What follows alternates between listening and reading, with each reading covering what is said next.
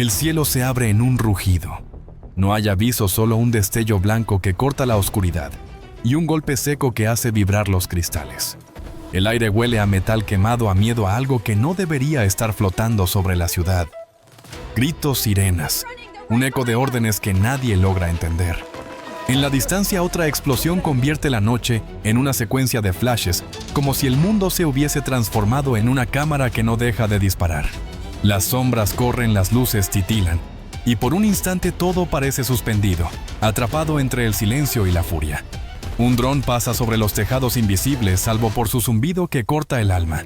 Nadie sabe de dónde vino ni cuándo terminará. Solo se escucha la respiración entrecortada del caos. Lo que vas a ver no es una película. Es la guerra en tiempo real y acaba de comenzar. Acompáñanos para descubrir lo que sucede después.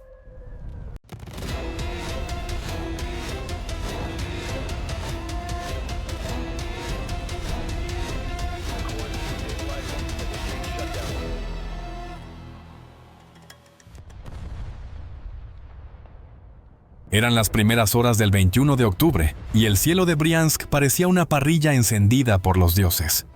Rayos de fuego cruzaban la oscuridad uno tras otro, como si alguien hubiera decidido celebrar el fin del mundo con fuegos artificiales de alto calibre. Las sirenas empezaron a gritar antes de que nadie entendiera qué estaba pasando. Desde las ventanas la gente grababa con sus teléfonos, y las luces rojas de las explosiones se reflejaban en los edificios como un amanecer equivocado. En cuestión de segundos, la ciudad entera supo que aquello no era un simple incendio industrial. Algo había atravesado el cielo ruso y no venía con buenas intenciones. Algunos pensaron en un fallo eléctrico, otros en un meteorito. Pero el rugido de los misiles disipó cualquier duda. Los perros ladraban, los coches se detenían en seco, y por un instante hasta el viento pareció contener la respiración. Nadie podía decirlo aún, pero Briansk acababa de convertirse en el nuevo epicentro de una guerra que hasta esa noche todos creían lejana. ¿Qué demonios acababa de golpear el corazón de Rusia? Eran ya las horas muertas, pero en Kiev no había sueño que valiera. Técnicos con café frío en las manos repasaban trayectorias, revisaban motores y susurraban coordenadas como si fueran oraciones secretas. Fuera nadie imaginaba que un mapa en una pantalla decidiría quién tendría luz al día siguiente. No fue improvisación, satélites habían mapeado humos y rutas, aviones no tripulados de gran altitud habían confirmado patrones, y la red de informantes en tierra añadió la pieza que faltaba. El objetivo no era simbólico ni por accidente una planta química y depósitos de combustible que, según la inteligencia, alimentaban más que hornos, alimentaban lanzadores y logística de guerra. El plan se trazó en 3 actos casi teatral. Primero, ojos que miran desde lo alto. Segundo, enjambres kamikaze, que molestan, confunden y obligan a gastar misiles. Tercero, el golpe limpio de largo alcance, el misil que no anuncia su llegada. Entrenamientos. Comprobaciones, un técnico que bromeó sobre la mala suerte de quien guardaba ese combustible y soltó una risa contenida. Nadie rió de verdad. Todo estaba medido, cronometrado y con roles repartidos como en una obra, los observadores, los señuelos y el que iba a dejar la marca final. No era azar ni venganza espontánea. Era una operación construida con paciencia, datos y una pizca de arrogancia fría. A las 2:47 de la madrugada, todo cambió de registro, los radares comenzaron a parpadear, como si alguien hubiese encendido y apagado un semáforo en plena noche. En la sala de control se oyó el primer ping, y luego el habla baja rápida de quien sabe que cada sílaba pesa más que una orden equivocada. Varias pequeñas manchas aparecieron en la pantalla moviéndose como insectos que alguien había soltado sobre un mapa. El Pantsir S-1 respondió al instante lanzando salvas que estallaban en el cielo con un brillo blanco, una falsa promesa de seguridad para los desprevenidos. Y mientras los defensores celebraban pequeños éxitos, 2 sombras más grandes ya estaban haciendo su trabajo. Los drones menores hicieron su papel con la discreción de un ladrón que toca a la puerta para distraer al perro. Se acercaron, silbaron, explotaron o simplemente obligaron a gastar misiles. Fue pura coreografía, señuelos que gritan, defensas que gastan su voz. Aprovechando ese ruido, los Storm Shadow cortaron la noche a ras de tierra, reptando entre los árboles y las colinas como serpientes de metal buscando los huecos entre las redes de radar. Volaban tan bajo que el horizonte parecía ignorarlos, y su trayectoria era una línea recta hacia lo que sabían que debían borrar. A las 13:00 en punto, la respuesta llegó en forma de 2 golpes secos uno tras otro, que sacudieron ventanas y despertaron a quienes aún fingían dormir. Una columna de fuego se elevó negra en el centro y roja en los bordes, iluminando nubes que hasta entonces no habían querido ser testigos. Las explosiones secundarias siguieron como si los depósitos internos decidieran también opinar. El suelo tembló, las luces se apagaron y la ciudad se quedó con el pulso de emergencia encendido. No fue magia, fue cálculo. La altura mínima de los misiles los dejó fuera del abrazo de muchos radares. La sincronía entre los señuelos y el ataque principal había sido ensayada, cronometrada y ejecutada sin titubeos. Algún operador, probablemente con los dedos aún fríos por la adrenalina, marcó la última secuencia y soltó un resoplido que sonó a alivio y a respeto. Esto funcionó. La escena no careció de ironía. Los sistemas que prometían impartir seguridad tuvieron que malgastar su munición en sombras, mientras las verdaderas amenazas se colaban como si la defensa fuera un paraguas agujereado. En las horas que siguieron, los videos caseros mostrarían destellos, columnas de humo y vecinos compartiendo teorías entre el susto y la incredulidad. Los informes oficiales hablarían más tarde de intentos de interceptación y de drones derribados. En la sala de control, sin embargo, saben que la verdad rara vez cabe entera en un comunicado. Aquella madrugada, la operación había cortado un trozo del entramado enemigo y enseñado en términos prácticos, ruidosos y visibles, cómo la precisión y la paciencia a veces valen más que la fuerza bruta. Al amanecer, Briansk olía a una mezcla incómoda de gasolina, humo y silencio. Las sirenas ya no gritaban, pero el eco aún flotaba entre los edificios ennegrecidos. Las ventanas rotas tintineaban con el viento y las calles cubiertas de ceniza fina parecían un negativo de la noche anterior. Los bomberos rociaban lo que quedaba de la planta química más por costumbre que por esperanza. Algunos soldados custodiaban los accesos, otros simplemente miraban el cielo como si esperaran que algo más cayera. A los 10 minutos del impacto, toda la zona había quedado sin electricidad. Los semáforos muertos y los teléfonos mudos recordaban que la modernidad también tiene su talón de Aquiles. Los residentes, con el instinto del siglo XXI, filmaron cada destello. En redes sociales circulaban clips de luces rojas, explosiones y un hombre gritando: «¡Eso no es un ejercicio!». El gobierno local se apresuró a declarar que todo estaba bajo control, frase que como siempre se usa cuando nada lo está. Moscú informó haber derribado 58 drones, aunque las imágenes mostraban otra historia: fábricas destruidas, columnas de humo y coches cubiertos de polvo. Horas después, el Ministerio de Defensa ruso selló el área. Nadie entraba, nadie salía. Los periodistas fueron desviados a kilómetros de distancia, y los científicos con mascarillas revisaban el aire midiendo toxinas invisibles.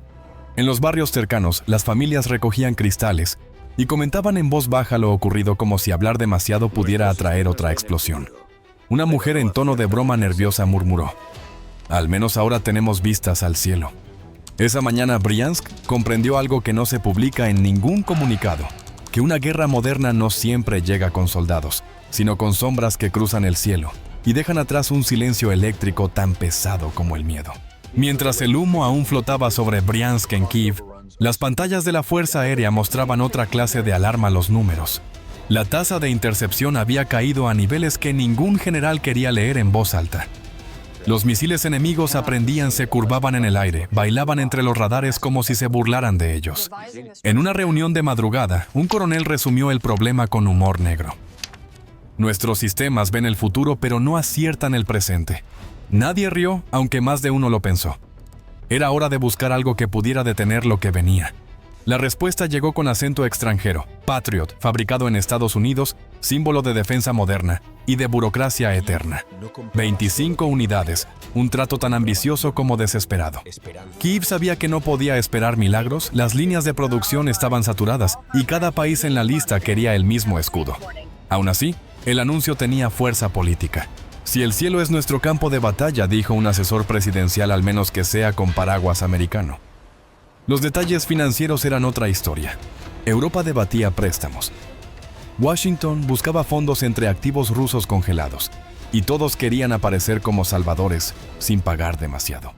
En el fondo, todos sabían que no era solo una compra, sino una declaración.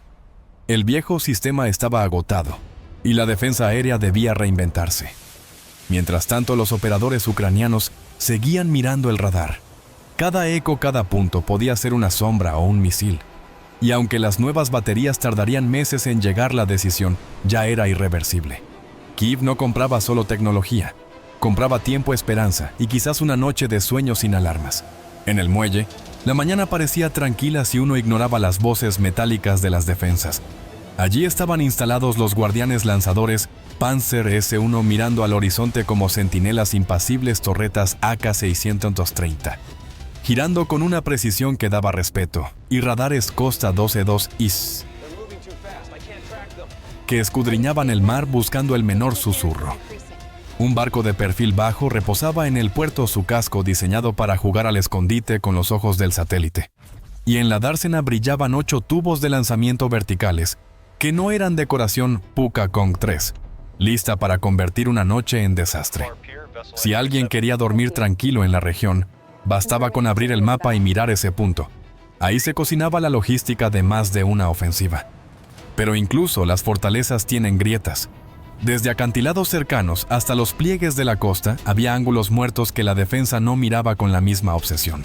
Y los atacantes no vinieron con la frontalidad de un ejército clásico.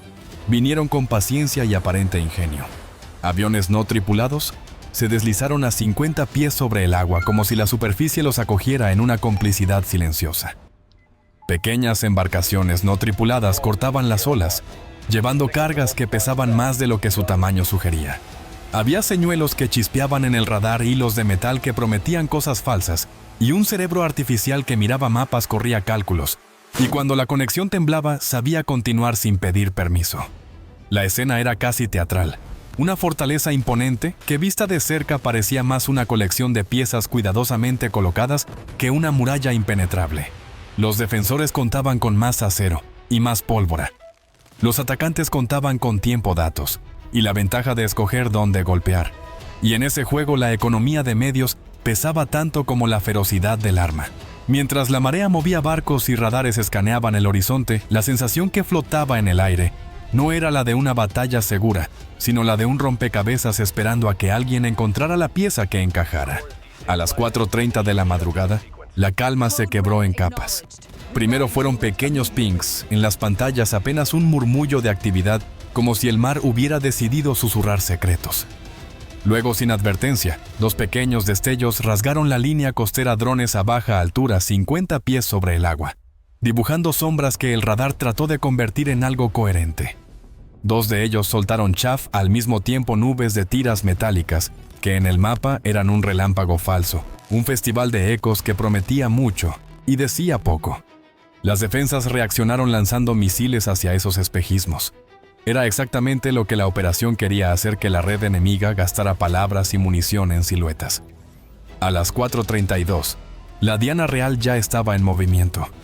Una pequeña embarcación no tripulada, explotó en una bola de fuego deliberadamente, una escena diseñada para cegar sensores y crear humo que tragara la noche. El estallido fue teatral. Sirenas lejanas se activaron, tarjetas de advertencia brillaron en rojo, y por un segundo toda la red de defensa miró a donde la explosión gritaba, creyendo haber encontrado el corazón del ataque. Fue la distracción perfecta. Mientras los ojos se posaban ahí, algo mucho más silencioso hacía su trabajo. A las 4:33, la Kazuka 4 lanzó su pulso electromagnético, una onda invisible que mordió las comunicaciones y dejó a algunos sistemas mirando el vacío. Las pantallas se congelaron. El enlace con varios vehículos saltó a rojo. En la torre de control, la tensión se notó en la respiración contenida.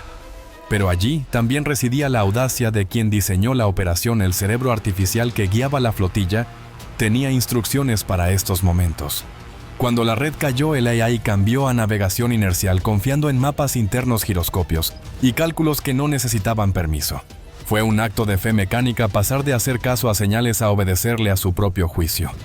A las 4:35, uno de los Scythe rompió la formación y como un Lancer al galope se dirigió directo a una antena radar enemiga. Se movía a 90 millas por hora, tan bajo que el agua apenas le rozaba el vientre, y en cámara lenta parecía transformarse en un proyectil inevitable. El choque no fue discreto, fue un martillazo. El vehículo radar explotó en una nube de metal y fuego, y por un instante la noche pareció encenderse desde el interior. Las chispas volaron, piezas de electrónica ardieron mientras el humo se tragaba la torre, y una línea de humo fina marcó el lugar donde la vigilancia había dejado de existir. Con la Kazuka tambaleando y en proceso de sufrir daños catastróficos, la conectividad regresó por instantes. El Vaira TV2, que mantenía enlaces, reapareció en la red y como un director que pide foco, transmitió coordenadas limpias hacia el último site. No era la suerte, era redundancia. La inteligencia había previsto la pérdida y había construido caminos alternativos. El CIDE final recibió las coordenadas, se orientó y con una precisión silenciosa se dejó caer. Lo que siguió fue algo que los teléfonos de los vecinos captaron en fragmentos: una detonación colosal, un pilar de fuego que perforó las nubes bajas y pintó el amanecer de rojo. La presión rompió ventanas a cientos de metros. El suelo vibró como si una olla a presión gigante hubiera saltado. Sensores sísmicos registraron una sacudida equivalente a 3.4, en la escala que los geólogos usan para terremotos menores. Y sin embargo, el temblor que más importaba no era el del suelo, sino el de la estructura logística. Depósitos vacíos, tuberías torneadas, guías de lanzamiento deformadas por el calor. Las imágenes mostraron luego lo que significaba aquello: los tubos de lanzamiento vertical. Esos cuerpos orgullosos que contenían 8 Puka Kong 3 fueron devorados por la llama. Su mecánica se volvió inútil, los sistemas de guiado se derritieron, y las cajas que las alimentaban quedaron convertidas en chatarra incandescente. El flagship, que flotaba orgulloso unas horas antes, seguía a flote, pero su capacidad de proyectar fuerza quedó reducida a un adorno oxidado. La armadura no había sido agujereada en su hull, pero sus armas estaban fundidas, sus cerebros electrónicos fritos. Era como ver una torre recortada. El símbolo seguía allí, pero el diente había sido arrancado. En la sala de control ucraniana, hubo risas contenidas, una mezcla de alivio y esa arrogancia fría que acompaña a la eficacia. Barato y doloroso, murmuró alguien, no sin una ironía amarga. Un presupuesto de millones frente a una inversión de mucho menos. Había conseguido lo que toneladas de acero no habían logrado. Para los operadores, cada dato recibido en esos 15 minutos valía más que cualquier elogio. Del otro lado, las estimaciones tardarían días en convertirse en comunicados, excusas y promesas de reforzamientos. Mientras tanto, en el teatro operacional, la lección fue clara y ruidosa: la combinación de señuelos CMP, autonomía y precisión puede convertir una fortaleza en un conjunto de puntos calientes si la estrategia es paciente y el diseño contempla fallos. No todo se reduce al tamaño del arma. A veces se trata de la audacia de programar que cuando se corta el filo de la red, el sistema siga actuando. Cuando el humo se disipó un poco, la bahía olía a metal caliente y a pólvora vieja. Las olas llevaban fragmentos de fibra y un silencio nuevo que no era paz sino espera. Habían perdido guardia y munición, y la noche les había enseñado que su cielo ya no era privado. Para Ucrania, la cuenta había sido pagada en 900 segundos de riesgo, y en un coste que en términos estratégicos fue miserablemente eficiente. Para los que miraban desde lejos, era el inicio de otro capítulo 1 en el que la guerra no solo se jugaba con misiles y blindados, sino con software, engaños y decisiones tomadas por máquinas cuando la conexión flaqueaba. Cuando el humo se disipó, quedó claro que la guerra había cambiado de idioma. Ya no se trataba de quién tenía más acero, sino de quién sabía engañar mejor a las máquinas del otro. En Novorossiysk, un enjambre de drones baratos había dejado inútil una defensa que costaba 1000 veces más. Y la ecuación era casi poética: precisión sobre potencia, cerebro sobre músculo. 3 días después, Rusia respondió golpeando centrales eléctricas ucranianas como si con cada bombardeo intentara devolver la era antigua. Pero el mensaje ya estaba enviado: el campo de batalla pertenece ahora a los algoritmos y a los que se atreven a usarlos. Quizás el futuro no tenga tanques rugiendo, sino silencios electrónicos que deciden en segundos el destino de ciudades enteras. La pregunta es simple: ¿quién dominará ese silencio primero?